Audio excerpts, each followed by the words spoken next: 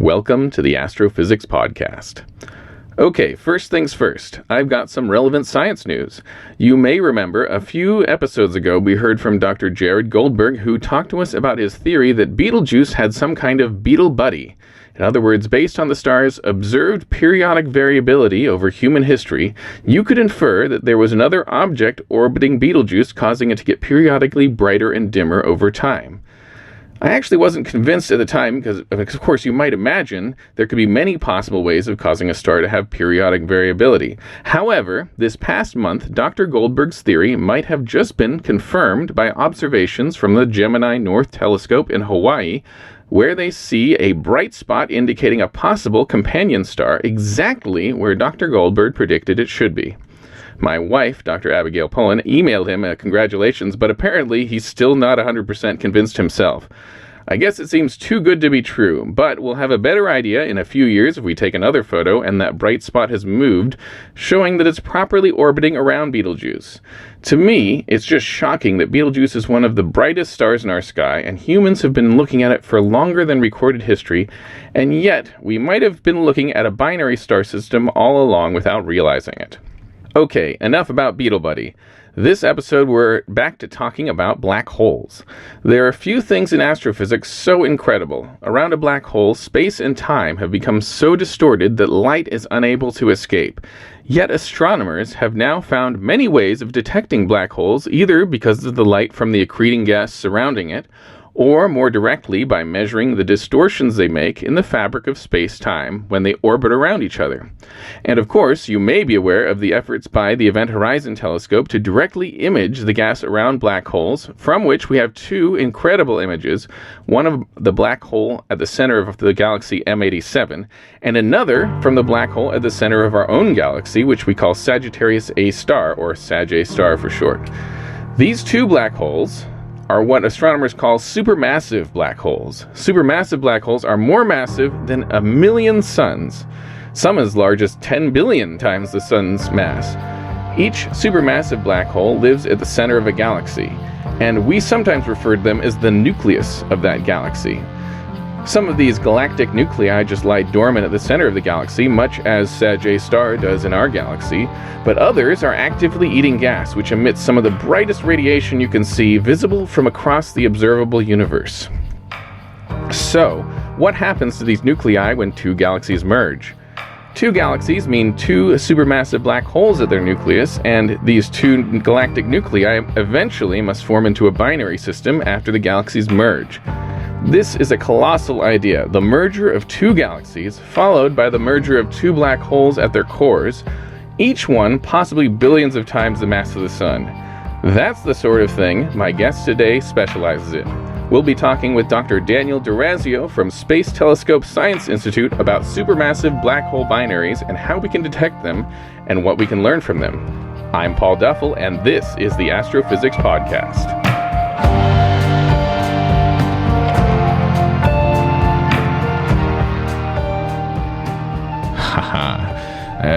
We almost did a whole podcast without recording anything. All right. Welcome to the Astrophysics Podcast. I'm Paul Duffel, and my guest today is Dr. Daniel D'Orazio, who is an astronomer at Space Telescope Science Institute. Dr. D'Orazio, thank you for joining me on my little podcast. Hi, Paul. It's great to be here. Thanks. So, most of my guests I just invite people I know to come on, and you are no exception. We've known each other for over a decade. We first would have met in probably around 2013 or something like that. Just after that, yeah. And so we were both in New York City. I was at NYU. You were at Columbia. And then our advisors collaborated a lot, but yeah. Yeah, I remember doing simulations with Zoltan and Andrew, our advisors, and then soon after I wrote my first paper there, I met Paul Duffel, who went down to NYU, who was writing his own different hydro code, and then I think you gave me a tutorial on how disco worked one day, the chalkboard at NYU, and then we've been working on that stuff ever since. Yeah. So we're going to start the podcast by talking about you and how you got into science. So let me start by asking, where did you grow up? Yeah, I grew up in central eastern Pennsylvania in a small town called Orangeville, Pennsylvania. So... Right. So it's funny because also my wife, Abigail Pullen, the first guest of the podcast, was also from, not from that town, but from a town in Pennsylvania, sort of ruralish Pennsylvania. Yeah. She's from like Lancaster area. Lancaster area, so yeah. There's also the Pennsylvania Dutch, the Amish connection up where I live, where I grew up. Right. Yeah. So you're out in Amish country. Were you on a farm too? No, but we had farms around us and forests around us, but didn't grow up on a farm, no. Right. Yeah. Okay. And so, what was it like? I mean, what's it like growing up out there? I spent a lot of time outside. I used to make teepees. You'd get some dead branches, or even pretty much dead branches. And that was my favorite pastime, go outside and make big teepees. Just pictures. Yeah. Would you have a sheet or something? Or just... No, I would just try and cover it in brush. That was advanced. If I had extra time, I would cover it with whatever was around. I used to make bow and arrows too, so I spent a lot of time with sticks. Oh my God. Did you grow up in the 1940s in a sandlot? But, okay. I didn't know that. But, so then, if you're thinking back to when you were a kid, do you have a memory of the first time you started getting interested in science or astronomy? I think if I were to, I can't pinpoint it to anything specific, but I think just a combination of actually long car rides with my dad to go to wrestling tournaments. To wrestling tournaments? Yeah, so I was a wrestler in Pennsylvania. That's a thing. Where is this going? Yeah, no, actually, that's funny. Yeah. So we'd wake up really early and drive to these wrestling tournaments at 6 a.m. And I think I just remember listening to NPR with my dad. Okay. And talking about, lots of things, but science, I think, was one that happened a lot. For some reason, that sticks in my mind. So you'd be on the road listening to that. You're getting geared up to go to a wrestling tournament. Yeah, which I never really wanted to do most of the time, so it was more fun to. So while you're on the journey there, you got to have this. The NPR is, people softly speaking on the radio about something in the news or in science or something, and then that was. Yeah.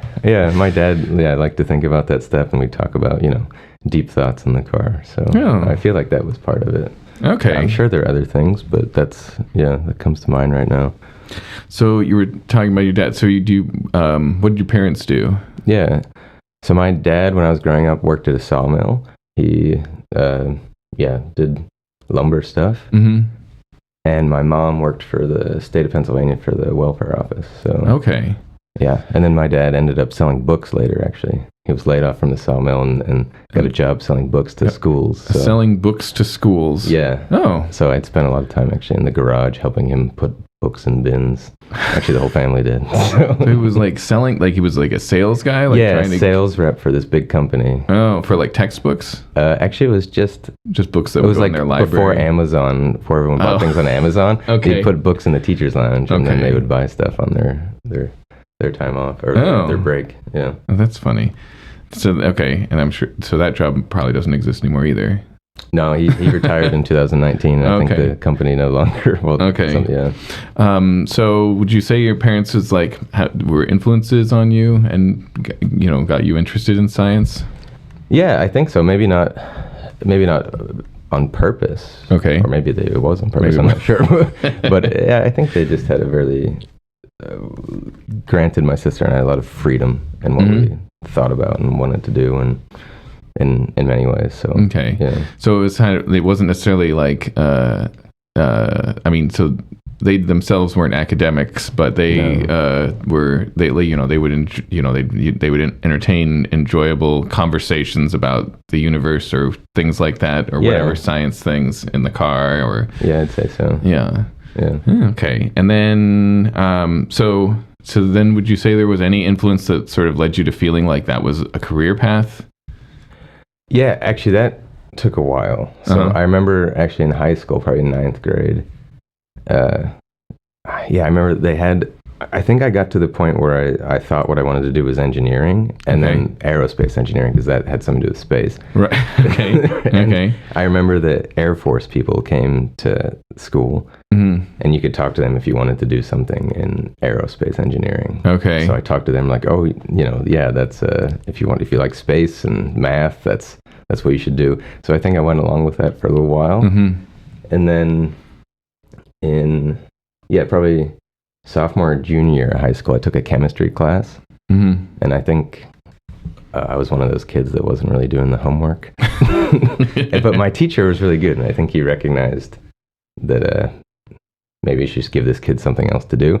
So he gave me this book, Brian Greene, The Elegant Universe. Oh. Yeah, so maybe you see where I'm going. And I think I read that, and I was like, I don't think it was the string theory that struck me. I think it was fun, cool to read about, but I think what struck me was like, people do this for a living.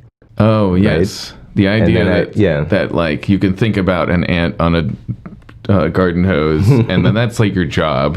Yeah, exactly. It's not. That is kind of incredible to think about. That like, that there are people that this is the type of thing you can do. Like, think about what is the universe made out of, and how does that work? Yeah, exactly. And so that's funny. I also read The Elegant Universe and was like excited by it when I was I was probably like in college at the time, but it was a similar type of thing. Like, I mean, I don't think I had the same realization of like, oh, people just do this for a living. I don't know. I still am kind of coming to terms with that concept. But it's that I remember reading that book too and having an influence on me. And I remember it also when I went to NYU. A lot of the people there had read The Elegant Universe, and they were like, yeah, he tricked a whole generation of scientists into doing string theory. But because it was really well written and convinced people it was a really interesting thing to work on. Anyway, that was just a joke that people said. But anyway, so then how did it go towards like physics and astrophysics? Like you said, the Air Force was like, you should do engineering or aerospace engineering, but then how did it move? Like, so there was Brian Greene's book, I guess, that got you an idea that this kind of thing was a job. Yeah. And then I took the high school physics course and realized that's the thing. And I really liked that. And I think, my physics teacher in high school in that physics course, I think, really solidified that that's what I wanted to do. And then when I went to college, I think, excuse me. Then I went to college. I had, remember my freshman year, 8 a.m. calculus class. And I think everybody had one of those. Yeah. And I feel like in high school, I never was like a great student. Nobody was ever telling me like, yeah, you're smart, you're a straight A student. Okay. When I went to college, I feel like I had this new idea that like, I want to do physics, string theory, whatever. And so I was really into this calculus class, and I think I just did really well, and I had good teachers that said, hey, you can actually do this. And I think that turned it around, and I focused on doing physics and astronomy. And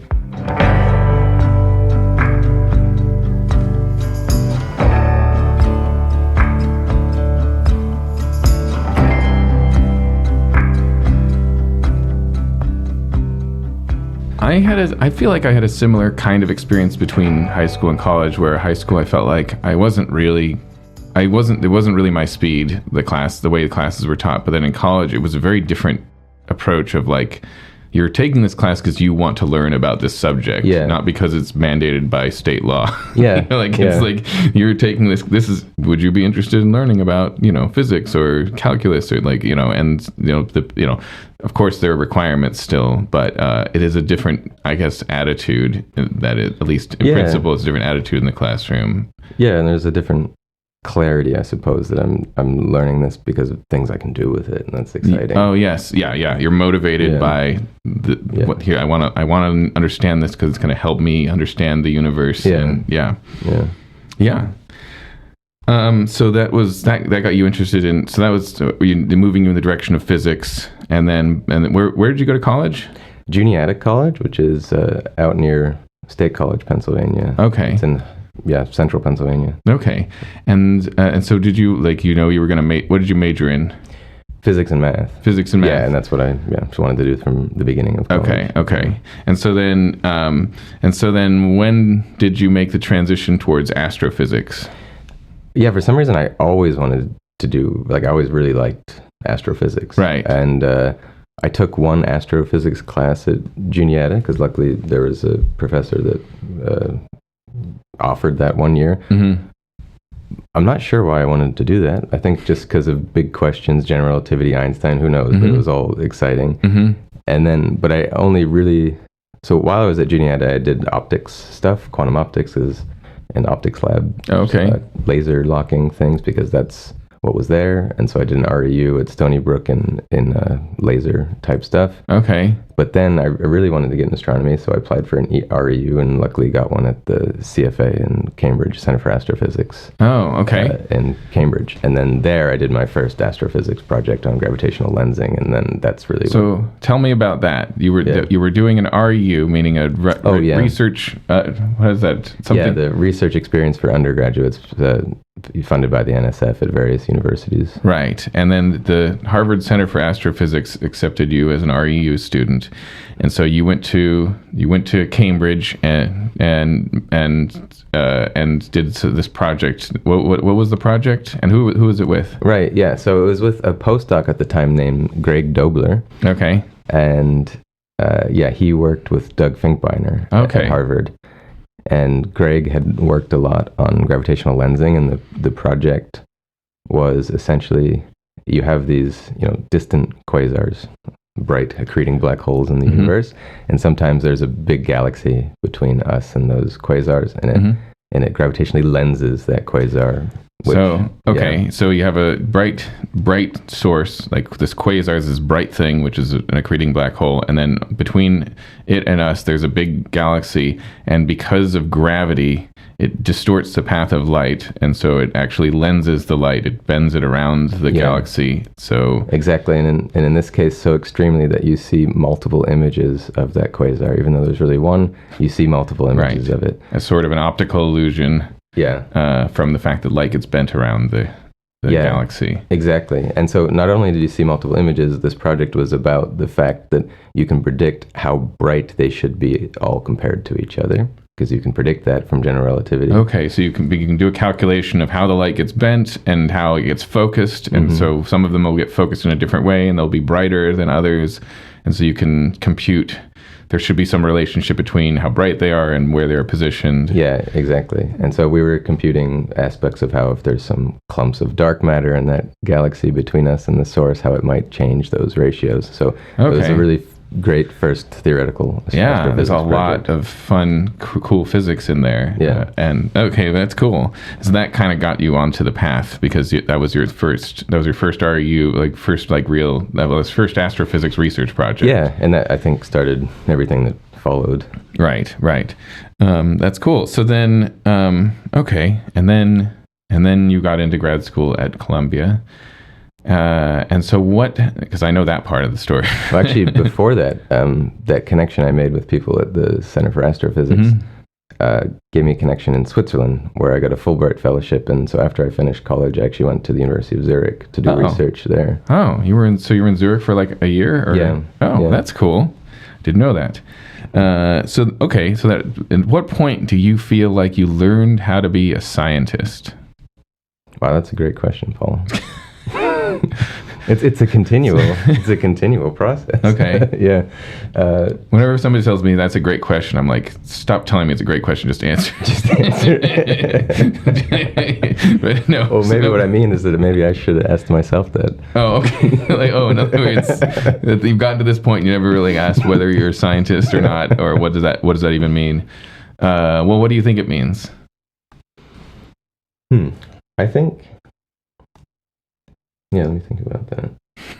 What does it mean to be a scientist? Do you want me to edit out all the time when you're not answering? No, it's okay. Only if it goes on way too long.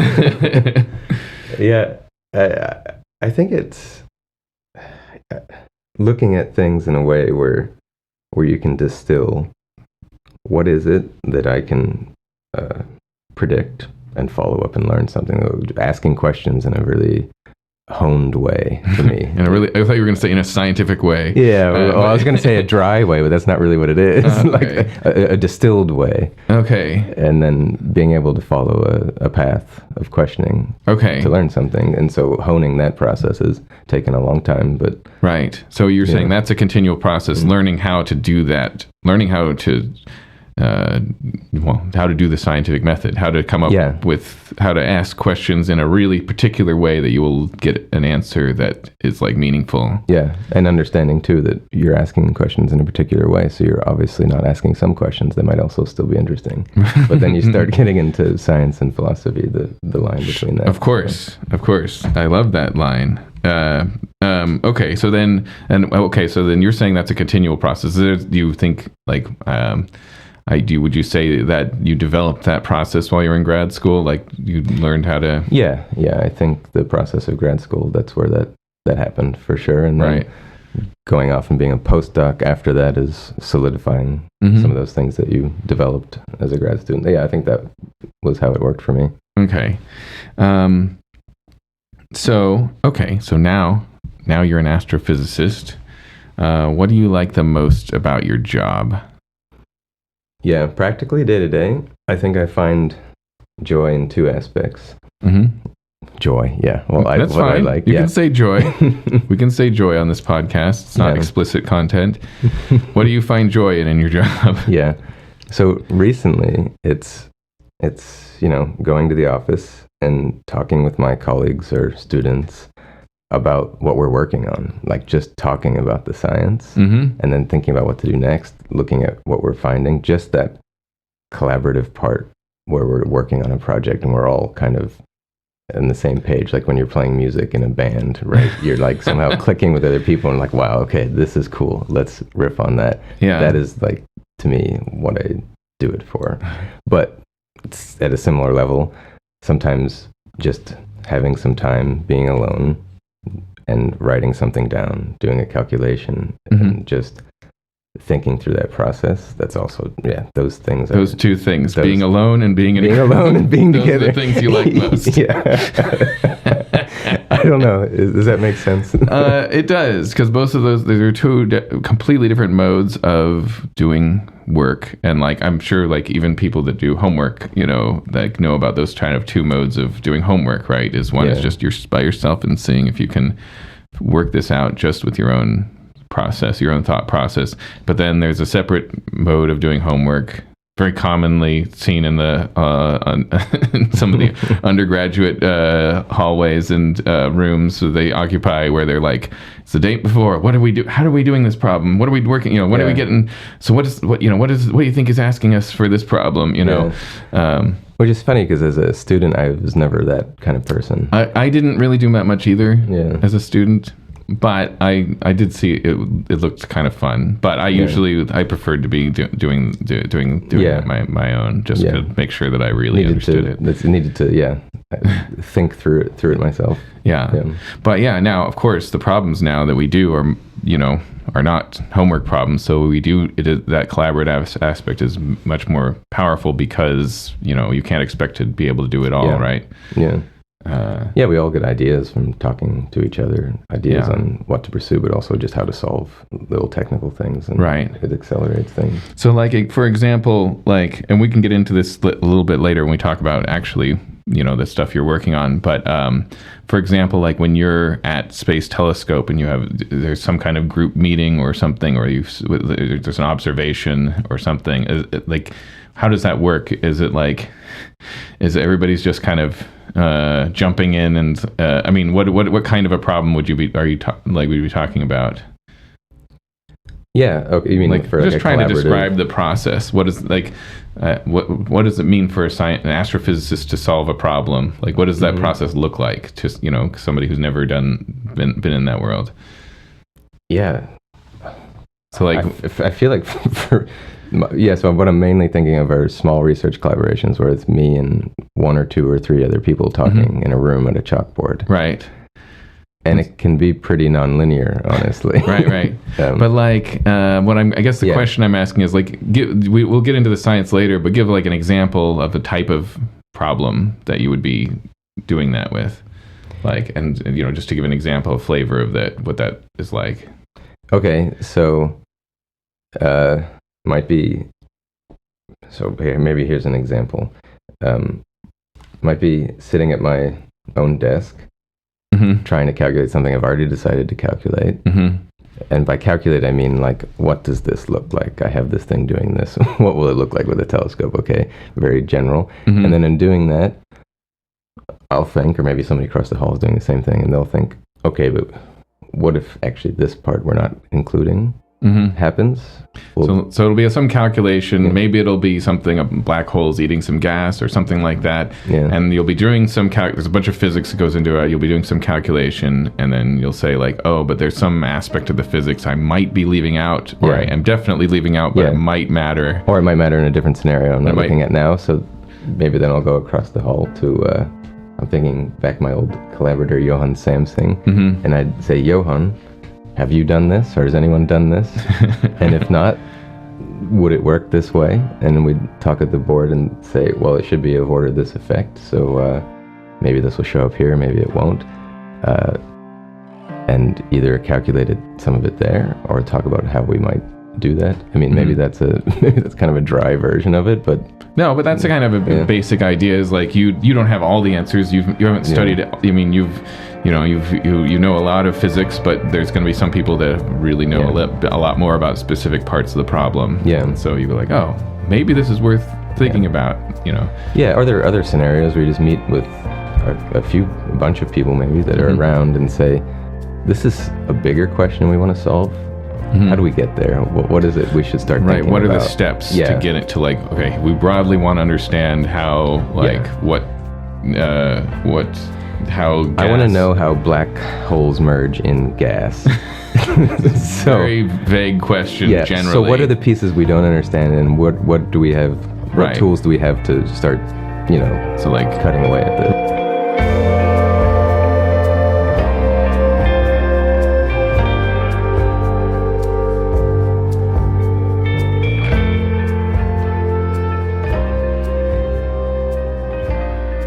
But anyway, all of those sorts of conversations are fun and enjoy, like, bring you joy as part of the job. Being able to just sit around and talk about physics. Because they often lead to things you hadn't thought of before. Right. And that's exciting for many reasons. Yeah. Okay, good.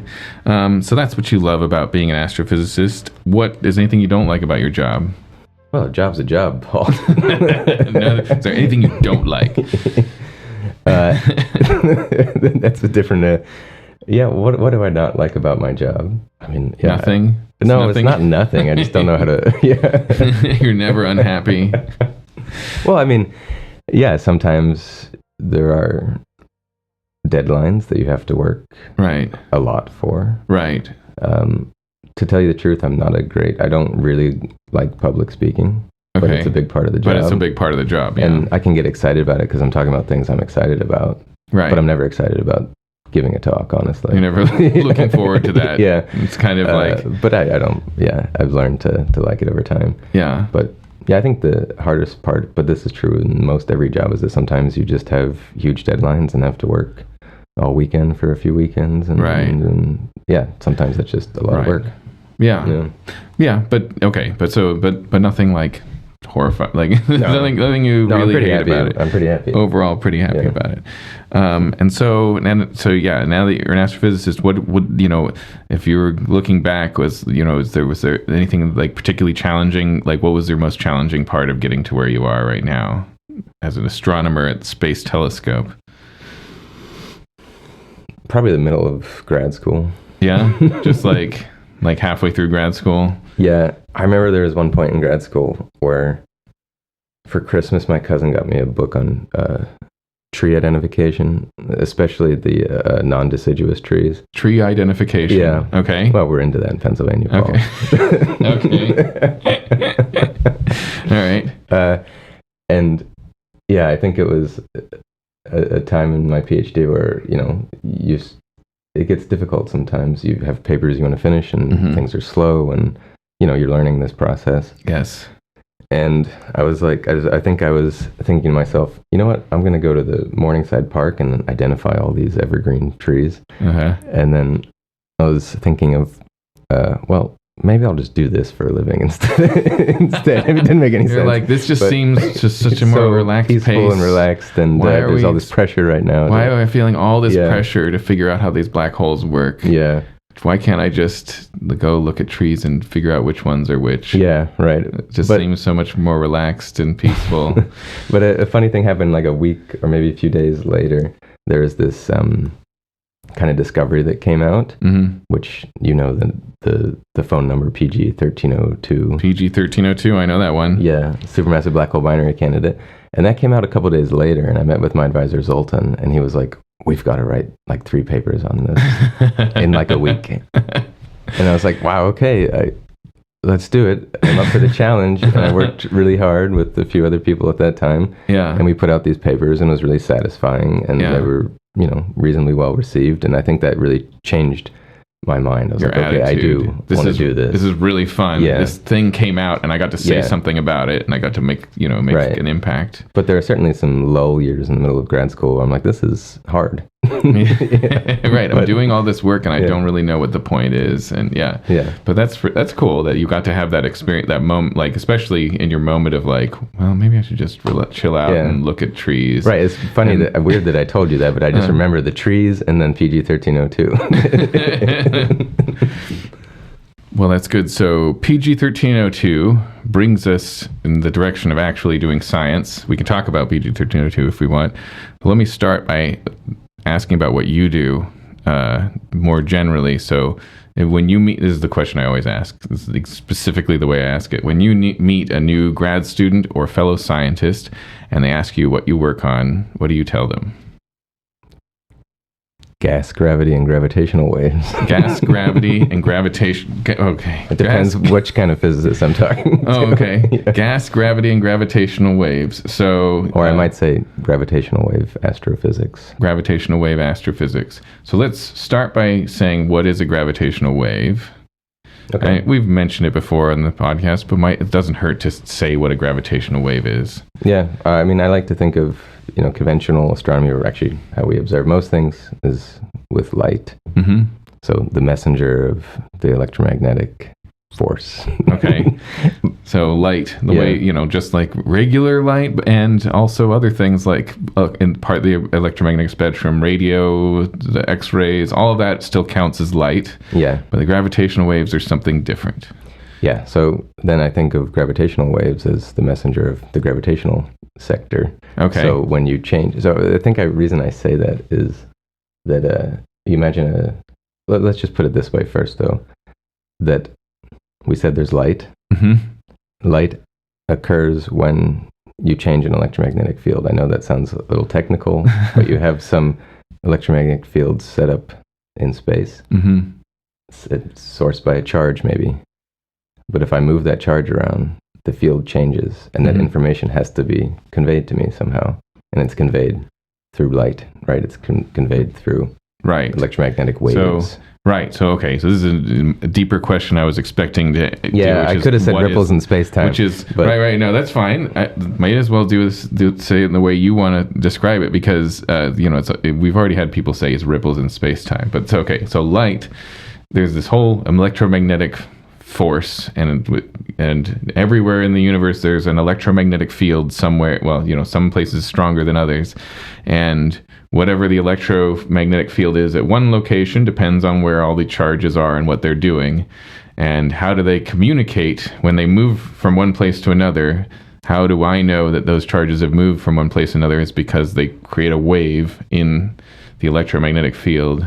And that's how information, and that propagates from the charge to me, and that wave is this thing we call light. Yeah, it moves at the speed of light. It moves at the speed of light. Yeah. That's why we call it the speed of light. Exactly. But it's a wave in the electromagnetic field that it is sort of whatever electromagnetic field is present throughout the universe. Yeah. So now the analog for gravity. Okay. There are gravitational fields. Right. The sun is setting up some gravitational field at which the Earth is listening to. It's orbiting around the sun. Mm-hmm. But if I were to change that gravitational field by blowing up the sun or something like that, you have some plans I'm not aware of. Okay, but if you do something, if you move the sun somehow, that information has to be communicated to Earth in order to change the gravitational field that the Earth feels. Yeah, and that's done through a gravitational wave. Right. And they're both waves. They're both communicating changes in this information of where charges or masses are moving. But they just have different characteristics. We see light in these different wavelengths. Gravitational waves, what they do, they are these now ripples in space-time that propagate this change in the gravitational field, and they cause these oscillating changes in kind of distances. Okay, so good. So I like that you did a much more physicsy explanation. But so anytime you have masses wiggling around somewhere in space, moving back and forth somewhere in space, it causes it because it needs to communicate that information to the rest of the universe. Yeah, it causes this. It's done so in this with these waves that are these ripples in the fabric of space-time. Yeah. So basically, the actual distances, if space was like a bunch of graph paper, the distance represented by like the little margins in the graph paper is changing as the wave propagates by. Yeah. And so then it's just a little bit, just wiggling just a little bit that stretches and compresses space itself. And so then these waves pass to us and we can detect them. That's the idea? Yeah, that's the idea. We can detect them only for the last 10 years. But, right. Yeah. Mm-hmm. Okay, so that's gravitational waves. Oh, that was just one part of what you said. You said gas. Yeah. What did you say? Gas, gravity. Yeah. And gravitational waves. Gravitational waves. There's some overlap between gravity and gravitational waves. Right. Okay, so why gas?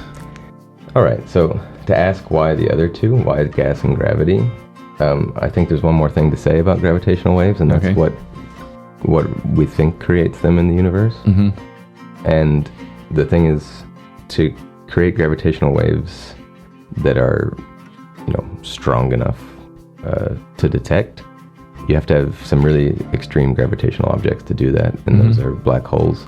So the main thing that creates gravitational waves are essentially two black holes getting together and merging with each other. Okay. So that's a really big change in the gravitational field that happens that we can detect the ripples of.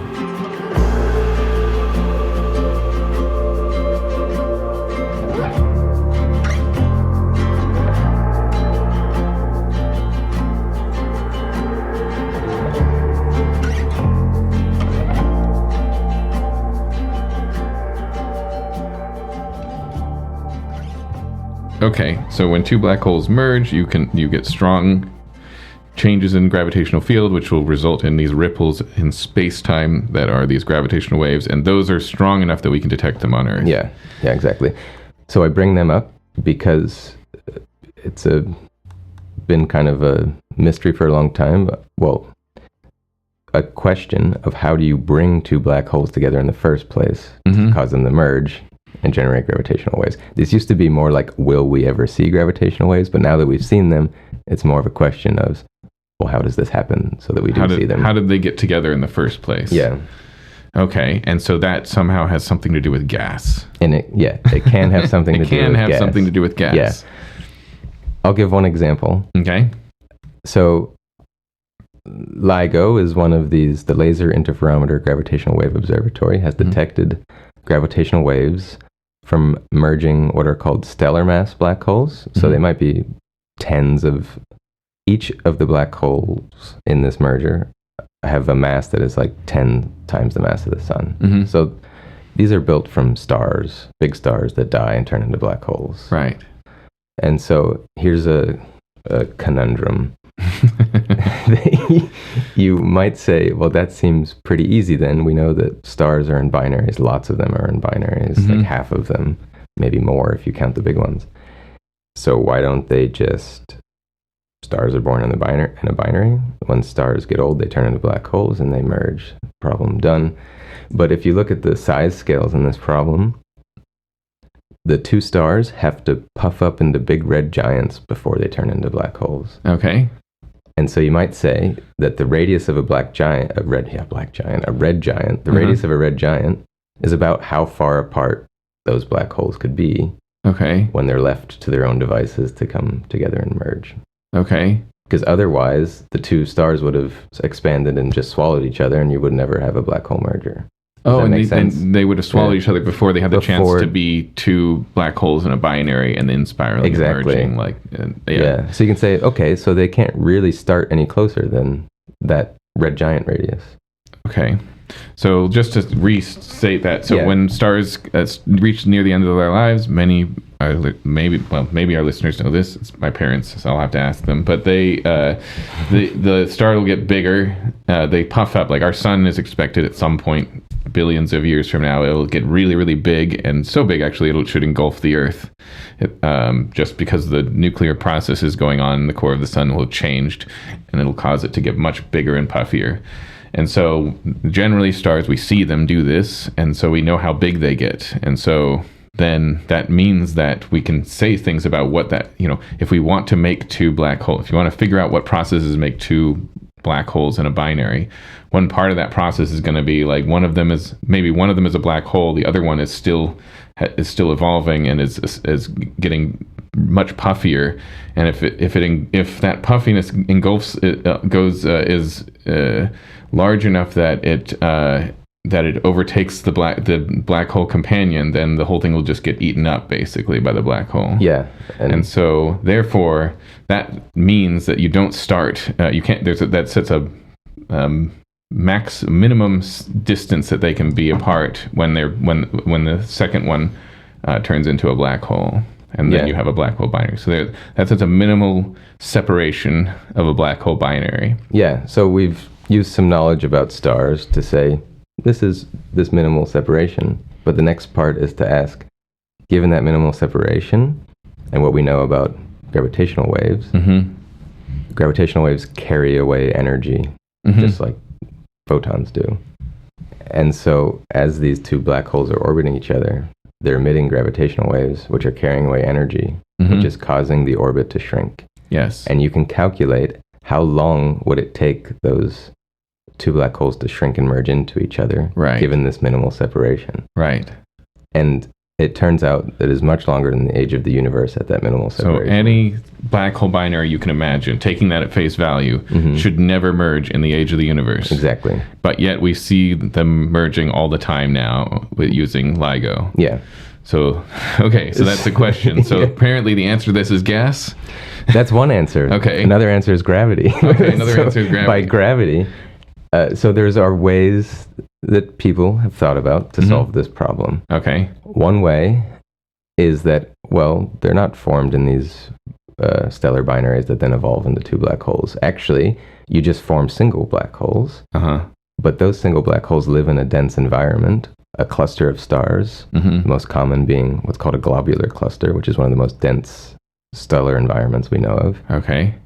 So you form these single black holes that didn't have to deal with this separation problem. Right. But they encounter each other later in life and capture each other into a binary. So they come by each other, whip by each other, and when they do that, they emit, for example, a burst of gravitational waves and become bound to each other. There's a few ways that you could get them to capture each other. Okay. But when they do that, they capture each other. And they can be much closer then. Yeah. Yeah. So that break, you can be much closer than that minimal separation you would have guessed from evolving these systems. Yeah, so that's the gravity way of doing it. That's the gravity way of getting them to be close to each other enough that they can merge in the age of the universe. Yeah, exactly. Okay. And then, maybe I won't go into detail now, but there are other ways. One, for example, is that, that whole stellar evolution thing that we just talked about, of puffing up into a red giant, doesn't happen the same way when you have two stars close to each other. Single star evolution might be different, or is sometimes different than binary star evolution. Okay, so what we think stars do when they're alone, or versus what they do when they're in a binary, especially when their companion is a black hole, might be different from what we think. Yeah. And so that could potentially change our predictions for what this minimal separation should be. Yeah, exactly. And so that involves hydrodynamics, gas. Okay. Yeah. Okay, good. All right. So then maybe what I'll ask, because I was going to ask you what, day-to-day research kind of looked like. I asked you a little bit about that, but maybe I should ask you in relation to this PG-1302, but tell me more about PG. I know about PG-1302, but I'm going to pretend like I don't. Tell me about this PG-1302 object that you spoke of earlier. Sure. So what we just talked about were these stellar mass black holes, tens of solar masses. But there is another, I guess you can call it, type of black hole, at least in astrophysics speak, called a supermassive black hole. Right. And these are not tens of solar masses, they're tens of millions or billions of solar masses. Right. Supermassive. And they live at the centers of galaxies. Okay. So we have lots of evidence that at least single supermassive black holes live at the centers of galaxies, including our own. The Event Horizon Telescope has taken a picture of gas flowing around that black hole and a nearby black hole in M87 galaxy. So we've actually just taken, we on the very nearby ones, we can actually image material right around that black hole. Which is amazing. And get direct evidence that there is a black hole at the center of our own galaxy. And what was the other one? M87, right? M87, yeah. And so, okay, so those are supermassive black holes, millions to billions of times the mass of the sun. So just huge, absolutely huge. Yeah, enormous. And so those what were we going to say about those black holes? Something relating to PG-1302. Right. So they exist, those big black holes. But we also observe another thing in the universe, and that is that galaxies merge. They come to, we have pictures, beautiful pictures with Hubble Space Telescope and other telescopes of galaxies merging. And we even have pictures of the black holes accreting gas and those merging galaxies coming close to each other. But the point is that when this happens, you expect that two supermassive black holes will come together in this new galaxy that's merged and form a binary. And just like the binaries, the smaller black hole binaries we were talking about, these should come together and merge and emit really powerful gravitational radiation. But so there's a lot. There's a lot. No, here. That's fine. Yeah. So when so each galaxy has a supermassive black hole at its core, and then throughout the evolution of the universe, different galaxies will merge with each other. So you have two galaxies merge, and then the black holes at their centers will presumably form into a binary. Yeah. And then so then you can have a supermassive black hole binary at the core of the merged galaxy. And this is where that phone number PG-1302 comes in. It turns out, just like I was saying, we weren't sure how the small ones merge. We're even less sure how the big ones merge for very similar reasons, that you can't get them close enough so that they merge in time. And so people, including myself, have been looking for these systems when they're in that stage where they should be getting close and getting ready to inspiral and merge. And PG-1302 was a candidate system for this that I've been working on studying for a decade. Right. And so PG-1302, this is an old system that humans have been able to look at for at least a century. Yeah. More than that. But it's this bright, what we call a quasar. It's a black supermassive. Well, we've known at least one supermassive black hole is there. Yeah. And it's eating a lot of gas, and it's shooting out this bright radiation that's coming from the gas that's accreting onto it. And then, but what is special about PG-1302 that made your advisor Zoltan Hyman go up to you and be like, we have to write 3 papers on this? Right, exactly. So something that had been predicted, now back to gas. You just said that, this thing is super bright, right? It's one of the brightest quasars in the sky. And it is so bright, the idea is because gas is falling onto this supermassive black hole. And it turns out that is one of the most efficient ways to turn matter into light in the universe. So it's super bright. But then the idea is if you have these 2 supermassive black holes down there orbiting around each other, they'll also be really bright, but they'll churn up that gas in a way that you'll see the brightness go up and down in a periodic motion that is related to that, periodic gravitational 2-body problem, just orbiting around and around.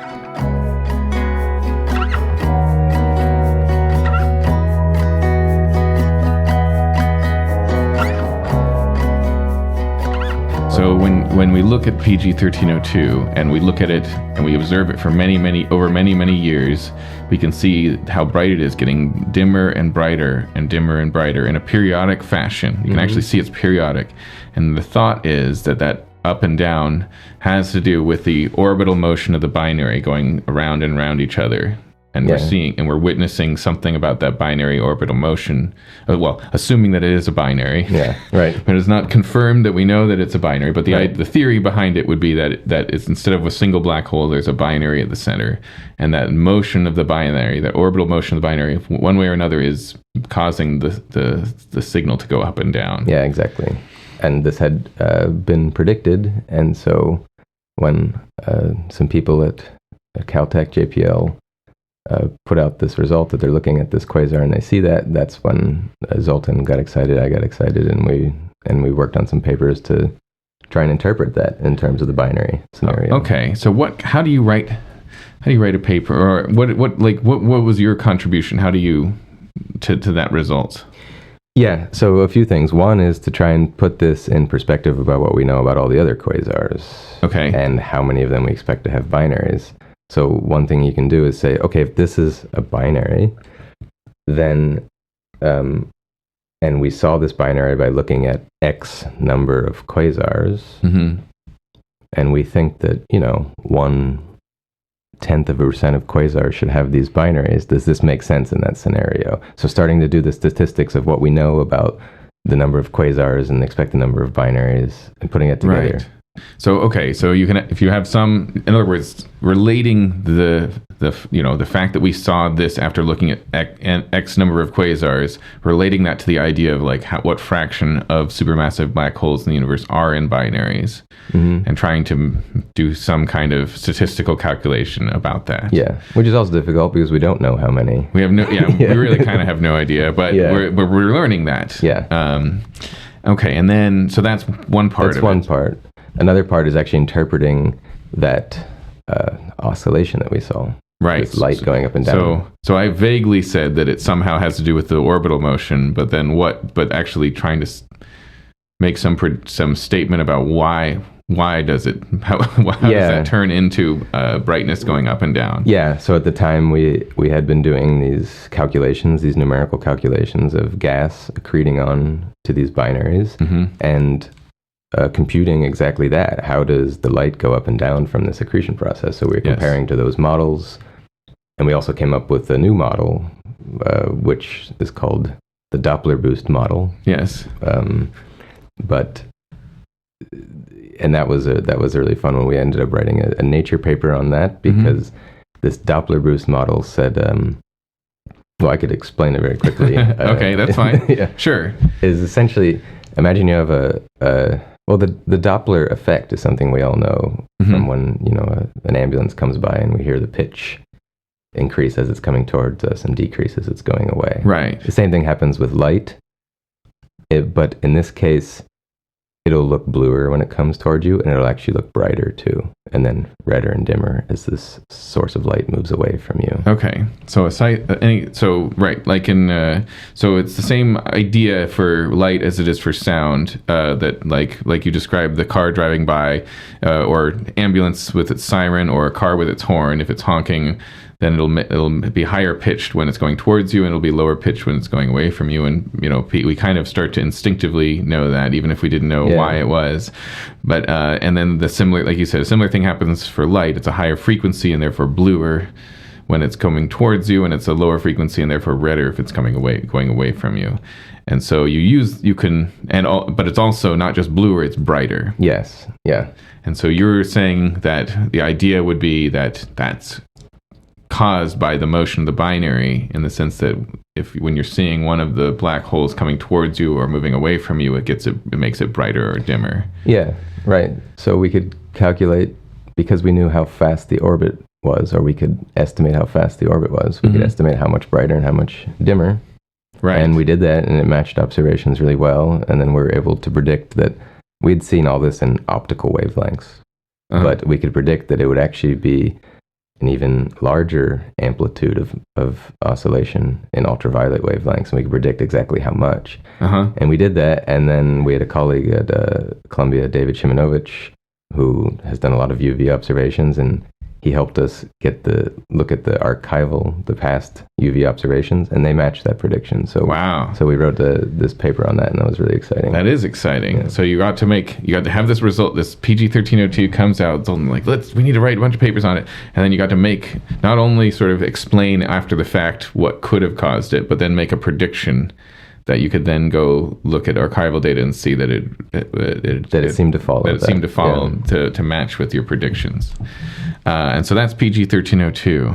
Yeah. So the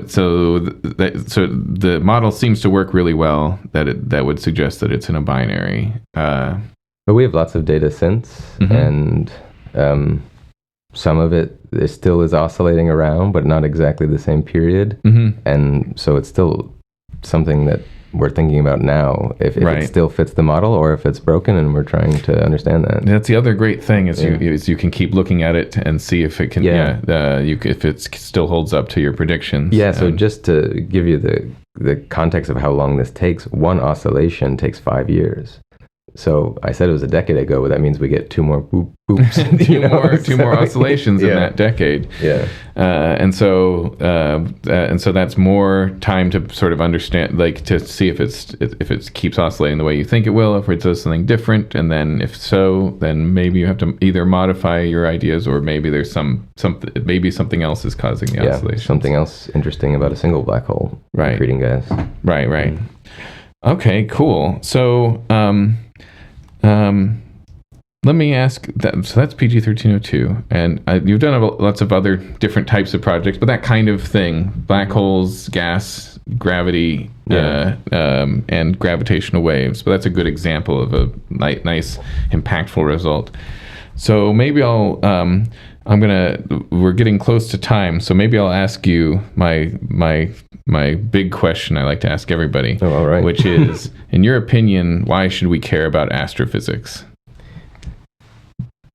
So I think it's probably the main, I mean, not astrophysics itself, but kind of just, maybe let me think of how I want to put this another way. I think that if we had, we didn't have to worry about all the normal things we usually worry about, money and war and eating, and we had all these things, then what would we do? We'd think about astrophysics or some other fundamental physics or art, or the things that humans seem to tend to do, to want to understand the things around them, to make beautiful things. I think we're doing it because that's what we're doing all these other things for. I mean, I put the question in that way because it does sound like an accusatory thing. Like, why should we care about astrophysics? And then some people might fill in the blanks and be like, when there's all these other things to worry about, right? You have to make sure that everyone's clothed and fed, and make sure that and so but what you're saying is, when your society gets to a point where it's working to do all of these, to be a great society and do amazing things, what is it going to do with that, with all of the success that it has? Like, is it just going to sit there and just be a society, or do we the ultimate specialization? Do we and so when not just astrophysics, right? Of course, it's not just about astrophysics. I think if something happens that we stop doing astrophysics, it means there's other much more dire survival related things that we have to deal with. Right. And so a good mark of a society is that we are doing those things. I think that's right. Yeah, it's that's right. If you feel like we can't do those things, that means that something that there's we're not in a good place, right? Yeah. Right. I think I've heard some versions of the kind of statement too, when the senator asks, why are we not using this money for the military, and instead we're giving it to you people to think about PG-1302? Right. Right. The answer is because we have a military, so we can do these things. Right. Oh, that's good. I like that. That's why the military's there, so that we can look at PG-1302. It protects us so that we have just a second, so we can look at PG-1302 and understand something about how the universe works. Yeah. Okay, good. Yeah, I'm not even going to say that the practical matters that No, that's fine. Everybody has a different answer to that, and I think it's good. Some people jump straight to like, oh, well, we invented cell phones or whatever. I don't know. Yes. But like, I actually prefer the non-practical answers because that's the actual reason we do it. So what is the next thing you're excited about in astrophysics? Well, one thing I'm super excited about is seeing gravitational waves from these really big supermassive black hole binaries, because we actually haven't, I didn't say that, but we haven't seen gravitational waves from them. We actually really haven't seen any evidence, like definitive evidence of them, and there's a few things coming up that will give us that, I think. Okay. So gravitational wave detectors that will see the really, really big mergers now and in the 2030s. Yes. And also some big electromagnetic surveys of the sky that might give us many, many more PG 1302 type objects. Oh, okay. So you're thinking of, with the new gravitational wave detectors, you're thinking of pulsar timing arrays, which we won't get into what they are, but we're detecting, at the moment, there is at least a claim that they have detected a signal that could, it's the most plausible explanation is it's coming from sort of the general hum of gravitational waves from all of the supermassive black holes binaries around us. Yeah, that's quite a statement, but that's what we think. Yeah, and so that's what pulsar timing seems to have detected so far. And then that data will only get better as we look at pulsars for longer. And then there's also this LISA. That's, I assume, what you meant when you said 2030s. Yeah, that's what I meant, right? That's the Space Gravitational Wave Observatory that will hopefully launch in 2030s, and then that is calibrated to measure these supermassive black hole binary. Yeah, and it might find things that we weren't expecting. There's a lot of space there for the unknown. That's right. That's always the thing you're really excited about is when you look at something in a new way, you always see something that you didn't expect. Yeah. Very cool. And then you also mentioned the new things for electromagnetics, like you were probably referring to like LSST and the Vera Rubin Observatory Large Survey of Space and Time, LSST, and then also the new Nancy Grace Roman Space Telescope. Yeah. And so those are going to probe very deeply and be able to see lots and lots of signals from many quasars, and hopefully a bunch of them will be in binaries, and we'll be able to there'll be, like you said, more PG 1302s for us to understand. That would be great. Yeah. Well, okay. I think that's about all the time we have. So thank you so much to Dr. D'Orazio for joining us. I had a lot of fun talking science with you, and I hope you'll join me again sometime. Thanks, Paul. Well, I'm so glad I finally had the opportunity to host Dan D'Orazio. We had a great time talking about black holes. So thank you again to Dr. D'Orazio, and thank you to our listeners. We will see you next time. For this one last month, the Astrophysics Podcast is still supported in part by the National Science Foundation under grant number AAG 2206299. After that, I'll just be doing this just for fun, but always ad-free. Music on the Astrophysics Podcast was written and recorded by Britton Ashford from her album Trotter. All songs are used with permission from the artist and producer. Look up Britton Ashford if you enjoyed the music. This podcast is produced in beautiful Lafayette, Indiana by me, Paul Duffel, professor of physics and astronomy at Purdue University.